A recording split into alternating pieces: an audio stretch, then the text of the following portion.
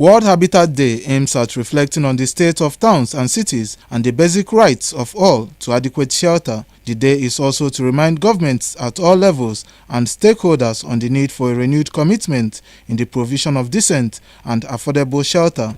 According to researchers, for decades now, the federal and state governments are yet to meet between 40 to 50% of shelter provisions for Nigerians. With the deficit in shelter, governments still demolish buildings that are supposed to meet the shelter needs of citizens. Respondents bear their mind on the need for investment in mass housing in urban and rural areas to reduce congestion, pollution, and to ensure adequate accommodation for citizens.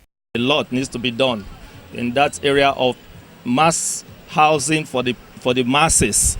All over the country, there is no particular state where you see any kind of a physical structure being put in place for the masses as a way of, creating residential apartments for people, for the less privileged ones. No, we hear about low-cost housing. Where are these low-cost housing? We had various governments that came with plans to build houses, but none of these things have ever worked because of the haphazard nature. Housing is a very major component in human life. Once you have a good house, a good shelter, then of course half of the problems are solved.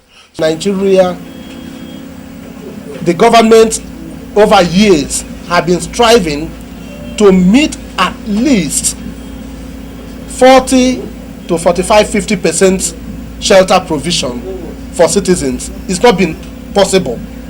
In the midst of that, we still have governments, both at states and at times at the federal level, demolish. The United Nations designated the first Monday of October as World Habitat Day, but this year's commemoration with the theme Urban Mobility is observed globally on October 7 to reflect on the state of human settlements and people's rights to sufficient shelter. Kingsley Uchebu reporting.